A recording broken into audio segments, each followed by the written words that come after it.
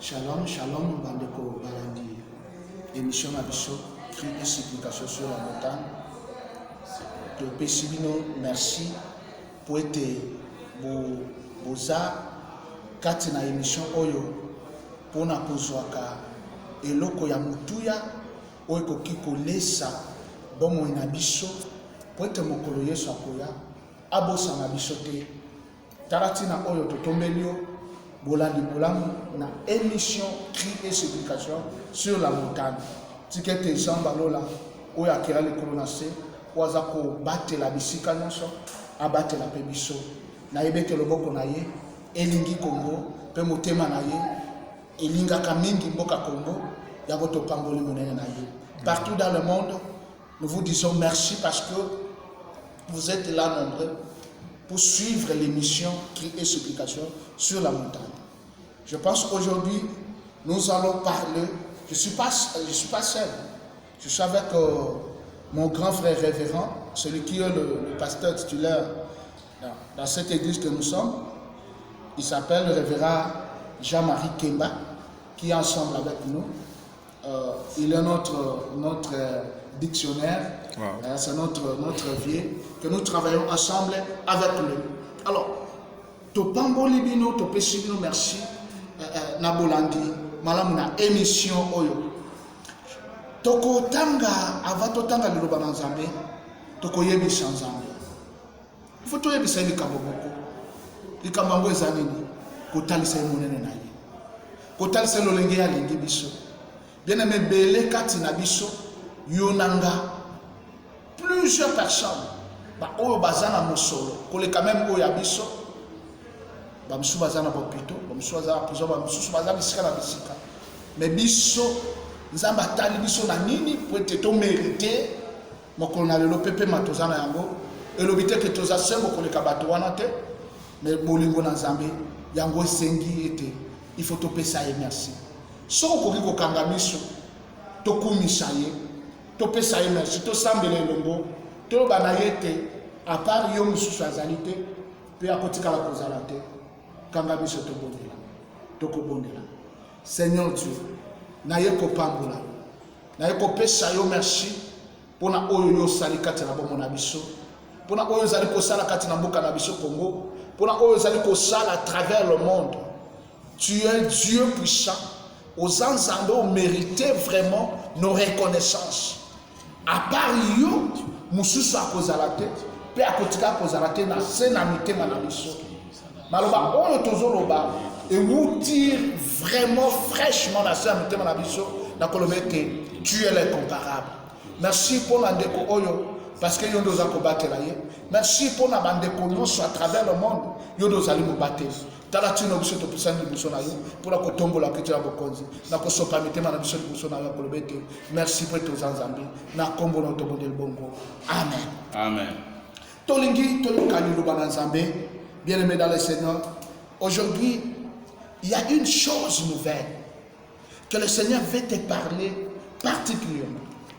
Peut-être l'ignorance peut, comme ma biso, na perdition, na faiblesse, na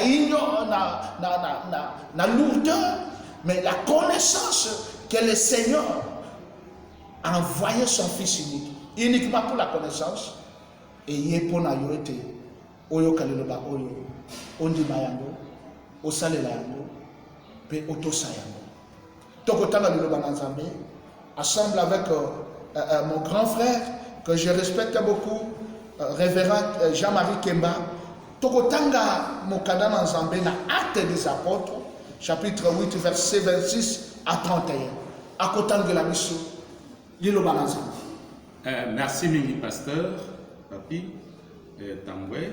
Tokotanga na répété muke lisusu na Actes des Apôtres chapitre 8 kobanda verset 26 kino 31 to Actes des Apôtres to misala ya bantoma misala ya bantoma na lingala chapitre ya mwambe kobanda verset tokumi bale na mutoba kino na tokumi sato na moko mokolo moko angelo ya nkolo alobi na Philippe telema pe kende na epai ya esobe ti okomona nzela oyo elongwa na Yerusalem pe ekende na Gaza. Landa nzela yango, Philippe atelemi pe akei akutani na moto moko ya mboka Ethiopie. Ye azalaki mobateli ya mbongo pe ya biloko nyonso ya mama mokonzi ya Ethiopie. Moto yango baboma ye mokongo. Ayaki na Yerusalem mpona kosambela pe azalaki kozonga na mboka na ye. Afandaki na charrette pe azalaki kotanga mokanda ya prophète Isaïe. Molimo Mosantu alobi na Philippe kende pe pusana penepene ya charrette wana. Philippe akei mbangu pe ayoki moto yango azali kotanga mokanda ya prophète Isaïe. Bongo atuni ye, oyebi tina ya makambo ozali kotanga? Ye azongisi, ndenge nini nakoki koyeba yango soki moto alimboleli ngai te. Bongo alobi na Philippe amata na charrette pe afanda pembeni na ye. Merci beaucoup. Ça c'est la parole de Dieu. Parole de vie. Parole de différence. Parole qui enlève la condamnation. C'est une parole vivante. Topamboli nzambe pour na kopesa biso liloba oyo na mokolo lelo. Mais terme na biso avato développer yango esengeli oyeba terme oyo tolobela lelo. Peut-être bosami mais liloba oyo ye ko rappeler biso. Liloba oyo ye ko zongisa biso na nzela. Na terme na biso ezali kolobete. Comprends-tu pourquoi Dieu t'a créé?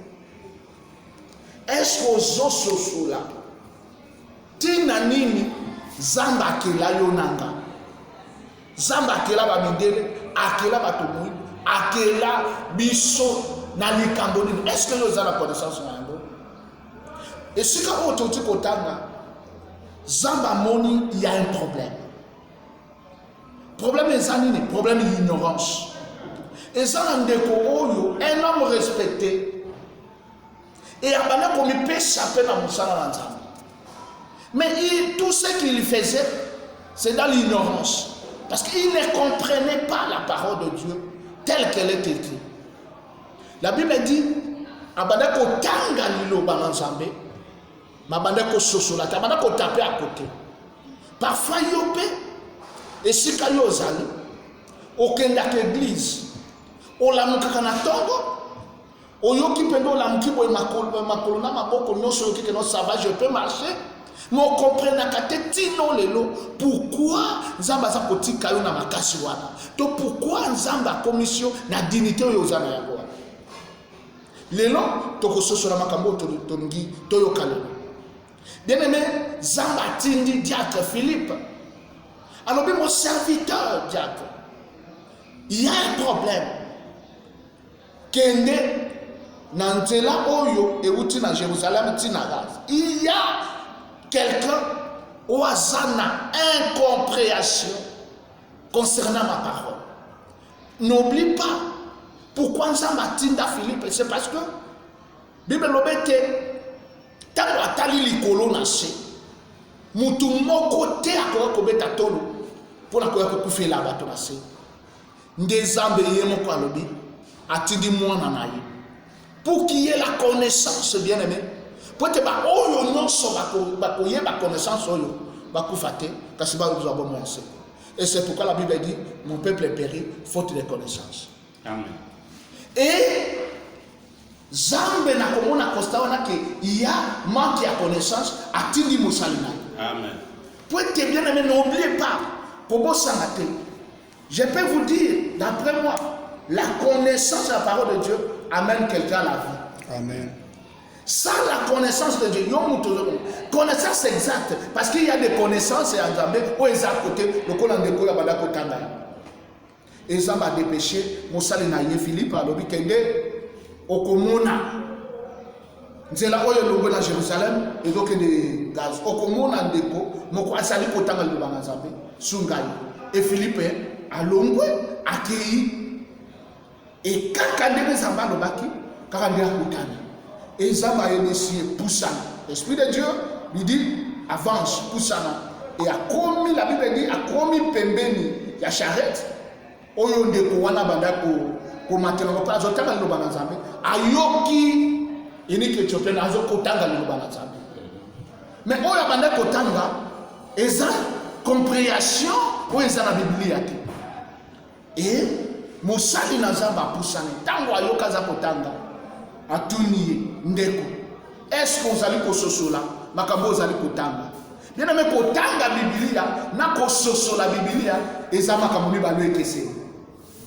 Peut-être yo tanga Biblia lokola roman lokola livre lokola nini mais la Bible ezakati na biso te pona kotangela ngo lokola livre mais tanga yango pote ososola okota na moshi et ndeko ya lobi comment pourrais-je comprendre? Oh, j'aime cette réponse.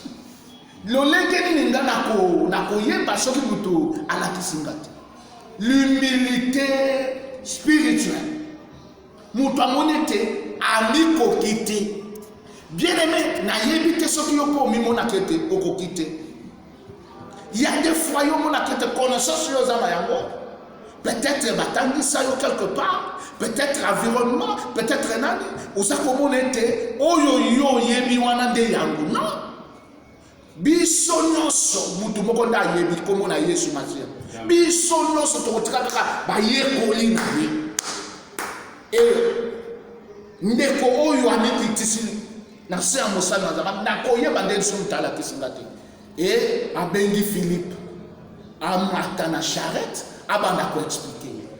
Bien aimé, de fois dans l'église autres à travers le monde ce que vous appelez comme ça le monde oyo tout monde a kalokola oyo biso toyebi yango nde esukisi olinga même pas que Hollande chaîne moko Hollande pasteur moko Hollande nani moko peut-être non parce que Nzamba pesa mosali na donani. Amen. Et tu dois comprendre que yo esengeli obanda kozwa connaissance. Yamilo mananga timo kolo yo kokufa yamone kosala ete ozala équilibré spirituellement ta vie ezala très équilibrée et la Bible dit masolo na bango après avoir diacre Philippe koyebisa ye à comprendre que par rapport na bande kotanga par rapport na explication mosala Nzambe ezala le contraire azui o ezala compréhension na ya bwaki ayambi oyo ya mosali na Nzambe peut-être yo linga kobwaka oyo yo linga kaka oyo yo lingi ngana linga kaka boy okenda ka na église na oyo yo linga non okola spirituellement te soko okende église kende lokola moyekoli kende koyekola peut okola mais soko kende na yebi on va profiter le côté bien aimé lelo thème na biso naza koyebisa yo pe naza komiyebisa nga moko est-ce que un moko tovandaka tokanisi pona nini Nzambe akela ngai bien aimé nalingi na formula yo likambo moko peut-être yo yebaka te mutu nyonso na se na mokilo y compris Nzambe ya akela biso asalaka likambo nyonso na intérêt il faut yebela eloko wana. Et ce qu'on dit dans Genèse chapitre 2 verset 15, dans le jardin de Nzambe, après tout créé, Azui Moutou, Azui Adachieye dans le jardin de Nzambe, pour être à des objectifs, abattre la kayango, puis à cultiver. Des objectifs. Ça dit c'est que Nzambe qui la bicho na nini, n'intérêt. Et la ligne sikopo mosali na Nzambe akotangela biso sika tolito ya kofongola makambo très bien pour comprendre que Nzambe azotika na bomoi Nzambe akela liyo na intérêt et c'est que makambo comme kosala makambo tokotanga na mokada akobanda kotala na mokada Marc chapitre 11 verset 12 à 14 et siko wapi Nalobi Marc, comment yango soko za kolanda biso, comment na Marc chapitre 11 verset 12 à 14. Bien aimé, na jardin d'Éden, on a solo dans la Genèse. Dieu après ça va tout créer. Il faut na qui va gérer na makambo nyonso nga na sali. Ayeko kela mutu. Akeli mutu mutapesi ba kombo mwasi na mobali ya mwa ya ezala ngulu ezala nana azopesa ba kombo ezamba ye kozwada achie ye na nini na jardin d'Éden likolo ya bikelamu nyonso po asalaka nini abakelaka yango acultive yango des choses oyo zamba atinda mutu mpona koloba na biso mibale te akela biso te po to akosala volonté na biso te mais tosala volonté na ye. Et c'est pourquoi tokotana na mokanda ya Marc chapitre 11 verset 12 à 14 yoka sima ya mokolo moko tango balongwe na Betani Yesu abandi koyoka nzala amoni na mosika nzete ya figi etonda na makasa akei kotala soki akoki kozwa mbuma kasi tango akomi pene amoni eloko moko te kaka makasa ya pamba te eleko ya mbuma nanu ekokaki te. Bongo Yesu alobi na nzete ya figi ata mokolo moko te moto akolia lisusu mbuma na yo. Bien aimé, eloko ninga na nina yebisa yo nzete ya figu lelo ezali yo ezalinga mutu nyonso eza bato bakenda na plateau de bateke ezala bato basalaka ba jardin na bango eza bato bazala na ba hectare ya bilanga mutu soka aloni lisango aloni yango na intérêt ayebike soki naloni lisango oyo ekokola nakoya kokoma nazwa mbuma yango esungana na nzalonga nakozala na yango. Bien aimé dans yoka naza koyebisa yo Yesu Masiya o aza nzambe zambo oyo akela likolo na se akela mutu po ete mutu abatelaka jardin po ete acultive yango avec alternatina esika touti kotanga awa nzete oyo elonama nzete ya figo po ebota mbuma te etikala bongo te mais ebota nini mbuma wana nde esengeli bato mutu nyonso akozalaka na nzala asa nini abanda kolia kobuka yango. Amen. Ezala mutu akolona paipai d'ailleurs paipai mosusu soki mutu amoni mutu aloni yango eke paipai eboti te akoluka tulema paipai oyo ezosala nini awa na kata yango mutu nyonso asalaka likambo na intérêt nzete oyo elonama po ete ebota mbuma mais ntango mbuma ezali te nzete wana importance nango ezali te. Bien aimé, nzete ezali yo nzete ezali nga Yesu akela biso nzambe akela biso na intérêt kokanisa te ke lelo ndenge okomi bongo ndenge olamukaka ntongo otamboli kokanisa te ke ekoki kozala ete na effort na yo to mutu moko ta kontrolaka yo eza na mutu moko akontrolaka yo oyo amonela opasi na ekulusu oyo akela yo oyo amona ete ifo yo ozala azozela intérêt na ekati na yo ifo yeba yango nzete ezali yo nzete ezali nga nzete oyo soki mbuma ezali te bien aimé Yesu Masiya alongwe Betani azozonga vers Jérusalem. La Bible dit azalaki na nzala amoni nzete ya figo akende amoni yango makasa ya bien atie mpe espoir peut-être wana nga nde nalobia parce que nzete omoni makasa quelque chose ekozala mais une désolation ntango apusani nzete ya makasa ya bien mais mbuma eza te nzete oyo tozolobela lelo Peut-être yo mutoza cadre ya munene na société, peut-être yo mutoza mwasi na kati na ndako, ozaka keloko te, parce que soyo na charge na bana nyonso, tu es très bien. Donc bazo mona yo ke mwasi membuma onza bazoze la kati na yo ezalite. Amen. Ezate. Et ye azoti ko na bomoy, pote mbumemona. Et lelo na kofungola yote.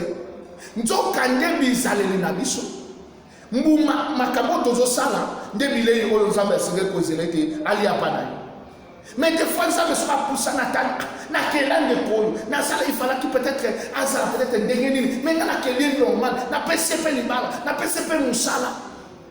Mais na zana nzala na poussa na koye pona li ata eloko mokata zéro. Bien aimé ba ke nzamba akela yo intérêt. Zama zo zela yete obotambuma. Tale sika uza kotambola. Esika nyonso oyo yozali. Na ngimite kende moza wana obanda mutu moko munene. Et attention na batoyo baza mutu abandika mbala moko non, la vie peut-être yo lelo okomi gouverneur, okomi président, okomi ministre, okomi nani, mais soko tali histoire ya vie na yo. Oyebe sika nzamba lokota yo. Oyebe sika nzamba lokota yo. Lelo komi kotambola mituka. Okomi kotonga na immeuble, okomi nani bakomi kofungola la porte. Amen. Mais quel est l'intérêt de Dieu na vie oyo ya salikati na yo, oyo ya salelo ndeko komi lelo? Yo kolinga lelo oyo, même bato oyo baningelo batindela kabiso biloko na poto bayeba kabiso te. Oyo bakena batindela kabiso biloko, eternel bago. Non, pas ça n'était parce que bayebete loboko ezali kopesa ya monde kozwa. Basa n'intérêt na yango. Bien aimé, pour ignorer te nzamba akela un intérêt. Aza kozela, kolala kongite, kobosana te parce que mokolo ya koya akwa kotuna yo na nyonso nga na salelo. Intérêt na ngeza nini katina. Amen. Tala likabonga na yebisi yo lelo. Comment on a dit au sac libala, ne vous a bien au sac nini. Comment on était vieux ceux qui wana non. Vie ezali après mabala après liwa ezali mais après liwa toyo kozala mokonzi boye après liwa nzamba kotuna yo intérêt nanga la kisanga yango parce que na kela yo n'intérêt yango na ningi pointe na sukisa mateya na biso na mokola lelo na ningi na pesa yo maka principe moko oyo kotambola kana yango oyo kozala musika na nzambe lisusu te. Parce que Jean Balingeke, aux acapemeno, oyebi mutu suka salo bolamu, oza ko reconnaître pe bolamu na ye et pe saka yesen. Mais soko li ko reconnaître bolamu na yete akobenga yo ingrat. Et à cause à peine a besoin ko suba mo ko société. Amen. Bien aimé dans le Seigneur, soko tali autant même Israël à tout moment tango banda ko boya ko yo kanzambe ba bungi nzamba zo trouver le succès intérêt na ye abanda ko frapper ba. Amen. Peut-être yo mutu za ko souffrir lelo ozo la malade ko tika ngandene o boye ngaka mutu na passe na kende boye na sala boye peut-être nzamba zo trouver terrain na yete. Amen. Atiki yo oza susu na soutien te. Oza susu na soutien te. Alors le cas terrain dans nzamba parce que nzamba lobi celui qui m'honore moi je vais faire quoi? Je vais l'honorer. Amen. L'homme moissonnera ce qu'il aura semé. Glory. Soki yo yedete o sepeli sakanzambe intérêt na nzambe za atozo mona pas ko se décourager te. Amen. Kozo ka pesi matin ko envier pe mutu te parce que ta mozo luka intérêt na nzambe zamba ko akotika na nyogo na yote il faut zongi na yo. Mais lelo na sotu na yo banda zamba sale la yo banda pe vie za ko menele. Est-ce que zo ka mama ko vandi boyo o ta l'intérêt na nzambe combien de fois zamba za l'intérêt na vie na yo osobo sana okomongo na lokola yo kita soki ndeni na yo moko non okita na yo moko te ezala mutu moko o asalete yoza okoki même na libuma mama to na appartement salemi to ne salemi mais zamba protéger yo bien aimé la Bible dit même la nature c'est Paul qui dit ça la nature ça dit oyo biso tozomona oyo et quoi enseigner biso te l'intérêt de Dieu dans ta vie c'est quoi?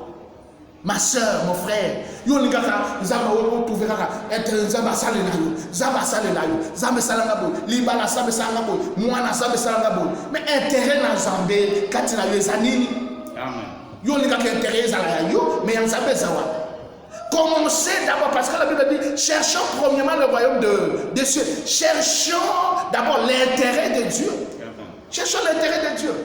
Voilà le comment il faut dire ma soeur, mon frère, papa, maman. Aujourd'hui, on a passé. Na yebete pas aux anango et les kingouya na zabete.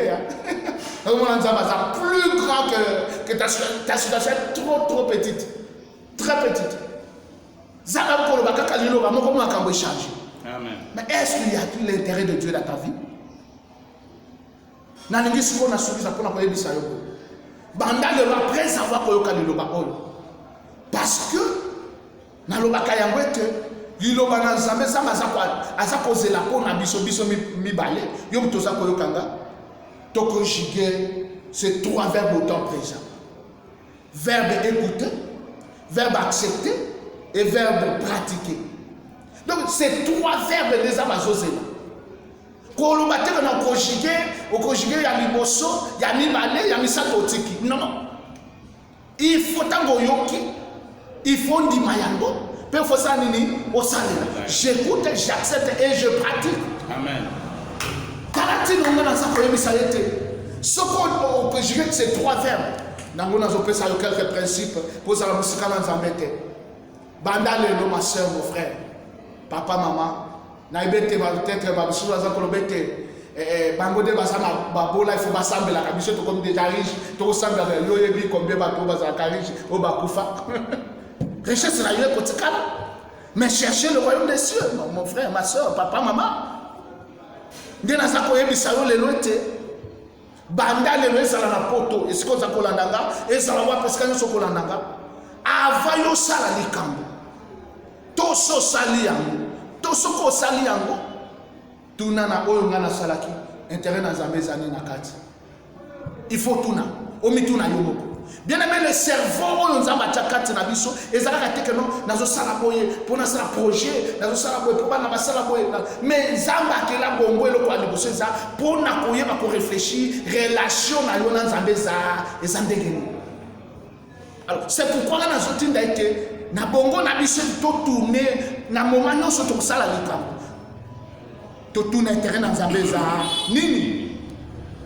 Tout ce qu'on lingo sala yango. Avant yo sala yango déjà, tinda makanisi na mutua, on se poser des questions. Likambo ngana ningi na sala. Intérêt na Zambeza eza wapi. Soki intérêt na Zambeza te, bien aimé soko sala yango na ndeba beka ka péché. Yo mtozolo koyebi, elo ba beka ka péché to. Yo qu'est-ce kana na émission. Soko mona ke likambo ngana zo sala o na sala. O taliti de intérêt na Zambeza te, soko sala yango okoyina na limbeba.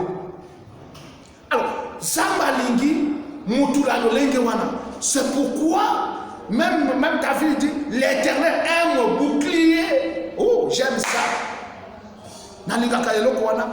C'est parce que, ceux qui n'ont pas intérêt dans Zambie, Zamba Kozala et Boudel Naga Bitumba. Parce que Bitumba, n'a pas koboya ya bote, n'a pas sala jamais prié à Kolobete. Zamba le molanga Bitumba na so akoyo kate. Parce que Bitumba fait et accompagner la vie na yo pour équilibrer ça. Alors mais c'est ngoyo Kolobete, Zamba yondo zalina ni et Boudel Naga Bitumba peut être ça ni na bonga.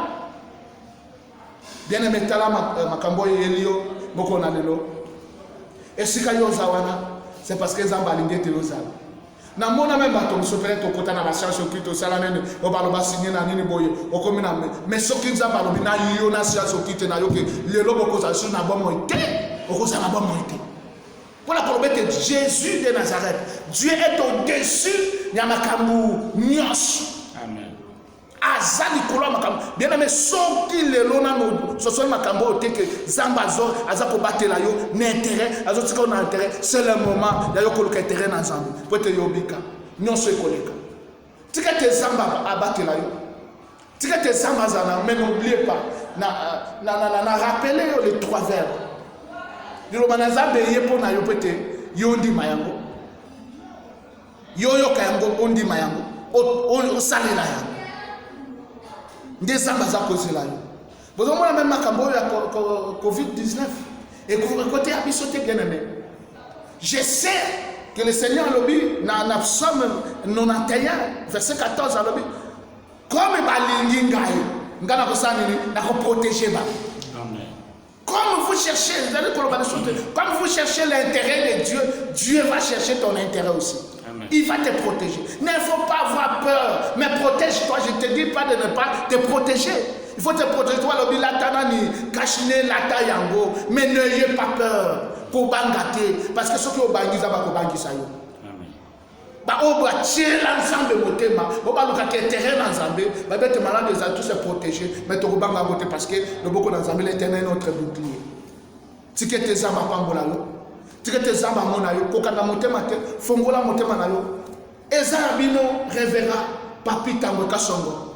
O azali ko diriger ko kamba émission cri et supplication sur la montagne bo mesana kolanda mikolo nyonso. Tikete zamba pambola bino, zamba mona bino, zamba zala na yo. Il faut pas témoigner te ensemble la kazambe ya solo. Luka intérêt na zambi. Bien aimé, ba tu faut mona même na nini ki jeunesse na yo. Eza na libala na ba monete. Ki me ozana mona libala e utaka na lola.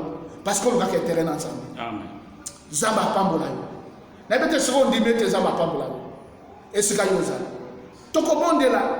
Je ne sais pas quelle maladie vous avez tout mais le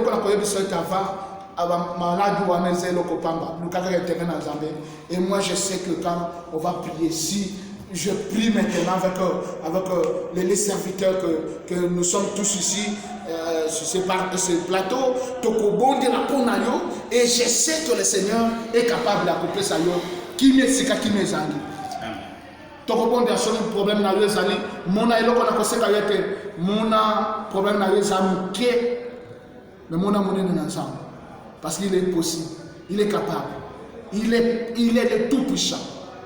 Tokobonde Père éternel, merci Seigneur. Na yeko tika ndeko oyo merci Seigneur oya zita na ye akolanda biso oya ndima pe ko s'abonner pour la bonne nouvelle oye protakati na vie pour la connaissance. Seigneur Dieu, ba oyo nyonso ba luka kati na solo oyo kisa moko solite na zomo na situation ya ndeko oyo ezali buke na minimiser par rapport à la grandeur na yo zamba zola tikete mo poko na yo buya oyo sekwisa laza buya oyo kabula balebite mbale buya oyo ka osala mokili na makambo na zomona na oyo tozomona te tikete mbuya wane ke kokota na lekaba via ndeko oyo. Et si quand sérénité zami le Seigneur Jésus, maladie zami le Père Saint, condamnation ni à l'ébota ou pour les cailloux n'anguya. Ils ont la maladie. Nous avons tout le pété la condamnation quoi, stérilité quoi, divorce quoi, célibat quoi, désobéissance quoi, mais yo zaboto mama, na kombo na Yesu Mashia, na ngete kimya na mokili. Mais tu dois commencer à témoigner que le Seigneur est Dieu. Tu dois témoigner qu'il est le véritable Dieu, qu'il est le véritable consolateur. Tu te kimia mo kilezangi. Et sengo mo kilezangi. Et si mamika na loboko na Yahweh, ekota na ndako na yo, ekota na vie na yo, ekota na misala na yo. Tu dois vivre la main puissante de Dieu. Je te dis vrai, commence à croire cette parole et tu vas témoigner. Que le Seigneur vous bénisse. Vous qui nous suivez partout dans le monde, tu êtes exemples dans l'eau, apambola biso. Amen. Nalingi ko nabaluki na kulutu nanga Révérend Jean-Marie Kemba. Touti ko sisa émission na biso, crier supplication sur la montagne. Bande ko banana nzambe baza kolanda yo. Soko ko kiko yebisa bango mais bonjour. Boba yo kamungo na yo. En tout cas nzamba pambola bino. Bobo sanate na nyonso yo ozali kosala intérêt ya nzambe ezali nini na action na yo nyonso wana nde ezali secret ya mapamboli soko comprendre que nyonso yo kosala intérêt ya nzambe eza na kati nzambe akotika yo pamba te mais soko osali pona intérêt na yo moko sika wana nde tozalaka na péché alors tike ete liloba oyo eyebana kokota na motema yo pe osalela yango na kombo na Yesu Kristo. Amen. Ah, merci beaucoup. O pambola mindeko mokolo la lelo digete zambe na lola pambola yo parce que au lieu bilei ya solo et soko ndimete za bilei ya solo, tu vas témoigner. Je te le dis. Yo ko témoigner tes zamba za zambe ya solo. Et sika kolela na ezalaki, je te dis fini. Pas mon nom, mais à ce nom qui était celui qui était christifié à cause de nos péchés. À cause de la kamonayo, à ceux qui s'appellent la nayo. Faites ya bamune si la na vie nayo. Na kombo na Yesu Masiya. Ndeto bodel bongo. Amen. Merci. Tokomi na suka ya émission na biso cri et supplication sur la montagne. Bande ko balingi na yomo na même na ba WhatsApp na ni bazo tuna ba numéro na biso. To pesi bino numéro na biso. Et si quel que soit ton problème, qu'on désespérer que tu comprends de la peau nous avons besoin de solution. 089 51 61 308. On a répété 089 51 61 308. Numéro est na WhatsApp, ils appellent na YouTube, ils appellent na Facebook. Soko bengi biso. Na moment nyonso yo kozala na besoin na biso tokobondela pona yo soki Yesu ayeke tokutani lobi zamba pambola yo. Amen.